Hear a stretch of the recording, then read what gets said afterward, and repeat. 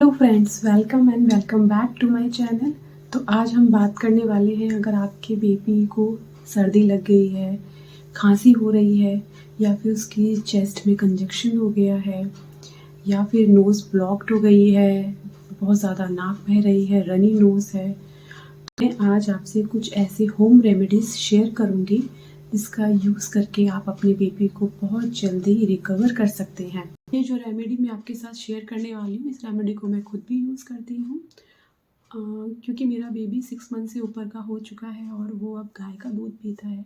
तो अगर आपका बच्चा 6 महीने से बड़ा हो गया और आप उसको गाय का दूध देते हैं, तो आप इस रेमेडी को यूज़ कर सकते हैं। इसमें आपको क्या करना है, आपको दूध को कभी भी बच्चे को खाली नहीं पिलाना है। अगर उसको कोल्ड हो रहा है, उसको कफ़ हो रहा है, क्योंकि कफ़ खाली दूध पिलाने से कफ़ और ज़्यादा बढ़ता है। तो आप उसमें थोड़े से तुलसी के पत्ते कूट कर डाल सकते हैं और थोड़ी सी अदरक कूट कर डाल सकते हैं। इससे क्या होगा कि उसका जो अदरक और तुलसी का जो जूस है, वो दूध में आ जाएगा और उसको दूध को अच्छे से आप उबाल लीजिए। क्योंकि खाली दूध देने से बेबी का कफ़ और बढ़ेगा, लेकिन अगर आप इस तरह से दूध देंगे बेबी को, तो बेबी का कफ़ भी नहीं बढ़ेगा और बेबी बहुत जल्दी रिकवर करेगा और उसको कोल्ड से आसानी से रिलीफ मिल जाएगा। अब ये जो रेमेडीज़ मैं आपको बताने वाली हूँ, ये भी काफ़ी अच्छी रेमेडी है। इसके लिए आपको क्या करना है, इसके लिए आपको अजवाइन और लहसुन की कुछ कलियों को तवे पर अच्छे से भून लेना है, ताकि उसका कलर डार्क भूरा हो जाए। और उसकी एक पोटली बनानी है आपको। बेसिकली आपको कपड़े में बांध कर इसकी पोटली बनानी है और इस पोटली से आपको अपने बेबी की सिकाई करनी है। ध्यान रहे कि आप पहले पोटली को खुद से टच करके देख लें कि वो ज़्यादा गर्म तो नहीं है। फिर उसके बाद आप धीरे धीरे बेबी के चेस्ट पर उसको रखिए, धीरे धीरे, और उससे हल्का हल्का घुमाते हुए मसाज से करिए, ताकि उसको उसकी पोटली की गर्माहट उससे मिले। और उसके बाद आप उसके तले पर भी, पैरों के तले पर भी इस पोटली को हल्के हल्के से लगाइए। ध्यान रखिए कि पोटली ज़्यादा गर्म ना हो, ताकि बच्चा कहीं जल ना जाए। और इससे दो रिलीव इससे एक तो बेबी के जो चेस्ट पे कफ होगा वो भी निकल जाएगा, और इससे क्या होगा, बेबी जब इसकी सुगंध को इन्हेल करेगा तो उसकी नाक भी अपने आप ओपन हो जाएगी। इन्हेल करने से उसका जुकाम भी ठीक होने लगेगा। जो उसकी ब्लॉक्ड नोज़ है, जो उसकी नाक बंद हो जाती है, उसमें भी रिलीफ मिलता है। अगला पॉइंट है, बेबी को कोल्ड कफ फीवर से बचाने के लिए maintain hygiene around your baby. आपको हाइजीन का भी ध्यान रखना है, क्योंकि छोटा बेबी जो होता है बहुत सेंसिटिव होता है। धूल मिट्टी से उसको कई बार एलर्जी हो जाती है, फ्लू हो जाता है। इसके लिए आप बच्चे के हाथों को टाइम टू टाइम धोते रहिए, क्योंकि छोटे बच्चे अपने हाथों को बहुत ज़्यादा मुंह में लेते हैं। तो गंदे हाथों से भी उनको कई बार इन्फेक्शन हो जाता है, उससे भी उनको कोल्ड वगैरह, फीवर वगैरह हो जाता है। तो आप हैंड जब अगर आप भी अपने बच्चे को ले रहे हैं, कोई और भी बच्चे को लेता है और आपका बेबी बहुत छोटा है, तो आप इनिशियली थोड़ा सा हाइजीन मेंटेन करके रख सकते हैं। आप हैंड सैनिटाइज़र का यूज़ कर सकते हैं। और अगर आपके घर में किसी को भी कोल्ड हो गया है, फीवर हो गया है, और तो आप उसको अपने बेबी से थोड़ा सा दूर रखिए। और अगर आप दूर नहीं रख सकते हैं, तो आप उनसे बोलिए कि वो मास्क लगाकर ही बेबी के पास जाएं, ताकि बेबी को उनसे कोल्ड पास ऑन ना हो। तो ये भी एक टिप है जिससे हम अपने बच्चे को कोल्ड वगैरह होने से बचा सकते हैं। अब जो रेमेडी मैं आपको बताने वाली हूँ, वो रेमेडी भी मैं अपने बेबी पे यूज़ करती हूँ। अगर आप चाहते हैं तो आप भी इस रेमेडी को यूज़ कर सकते हैं। इससे बेबी को बहुत जल्दी रिलीफ मिलता है और उससे इसको कोई नुकसान भी नहीं होता है। जैसे कि मैंने बताया, मेरा बेबी 6 मंथ से बड़ा है, तो मैं ये रेमेडी यूज़ कर लेती हूँ। लेकिन अगर आपका बेबी 4 मंथ से बड़ा है या 5 मंथ से बड़ा है, तो भी आप इस रेमेडी को यूज़ कर सकते हैं। इसके लिए आपको जायफल लेना है।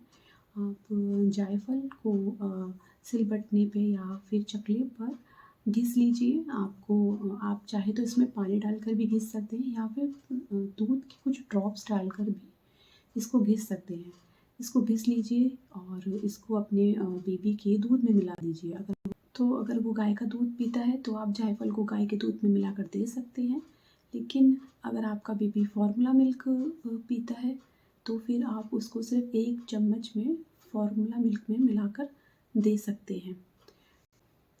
लेकिन आपको ध्यान रहे कि जब भी आप सिलबट्टे का या चकले का यूज़ करें तो आप पहले इसको अच्छे से साफ़ कर लें, क्योंकि आपको हाइजीन भी मेंटेन करके रखनी है। और अगर आपका बेबी ब्रेस्ट फीड पर है तो आप कुछ ड्रॉप्स ब्रेस्ट फीड की भी लेकर मिक्स कर सकते हैं और उसमें मिक्स करके उस जायफल को घिस सकते हैं।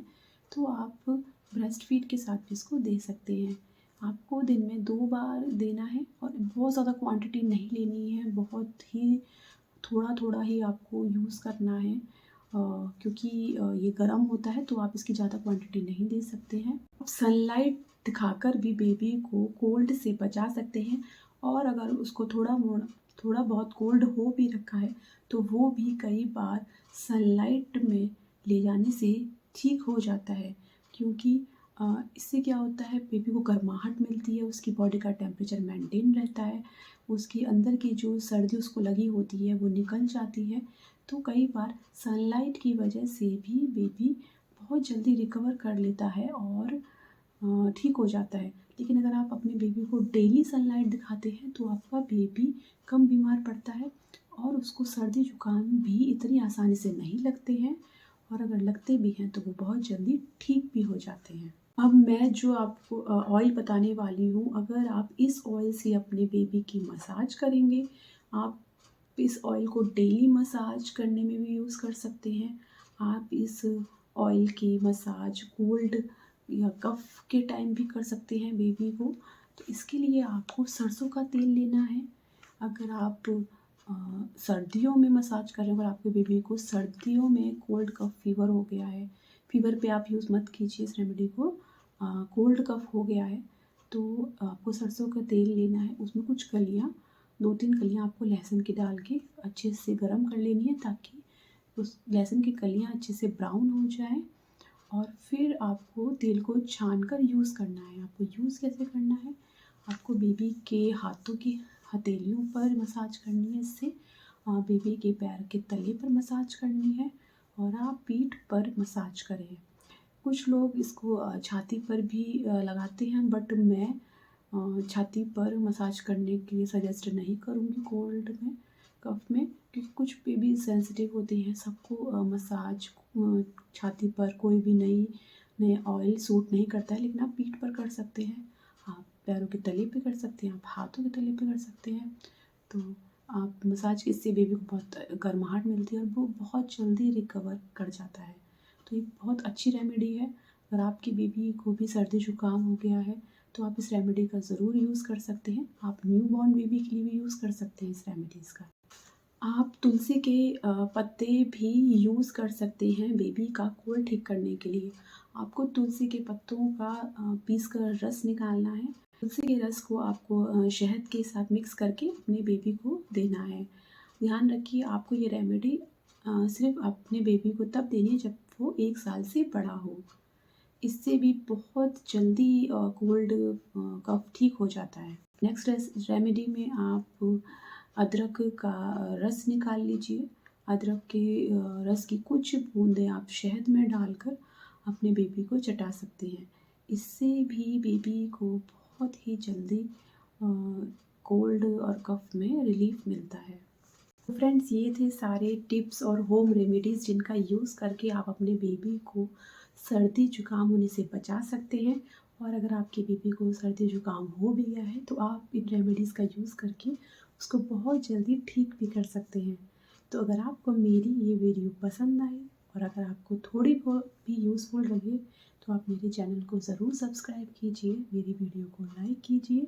तो मिलूँगी मैं ऐसी ही किसी इन्फॉर्मेटिव वीडियो के साथ, तब तक के लिए बाय बाय।